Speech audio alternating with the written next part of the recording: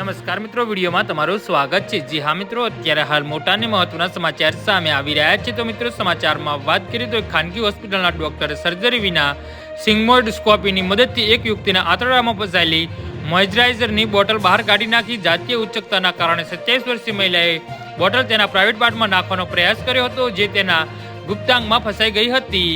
જી હા મિત્રો, અત્યારે હાલ મોટા અને મહત્વના સમાચાર સામે આવી રહ્યા છે। તો મિત્રો, સમાચારમાં વધુ વિગતવાર વાત કરીએ તો સર્જરી વિના આંતરડામાં ફસાયેલી મોઇશ્ચરાઇઝરની બોટલ કાઢી આ ઘટના પછી છોકરીને પેટમાં દુખાવો થતો હતો અને તે 2 દિવસ સુધી શૌચ કરી શકી ન હતી। તેને એક ખાનગી હોસ્પિટલમાં ઇમરજન્સી વોર્ડમાં લાવવામાં આવી હતી। પૂછપરછ કરવામાં આવતા છોકરીએ કહ્યું હતું કે તેને 2 દિવસ પહેલા જાતીય આનંદની ઈચ્છા હતી અને તેના ગુપ્તાંગમાં મોઇશ્ચરાઇઝરની બોટલ અંદર નાખવાનો પ્રયાસ કર્યો હતો।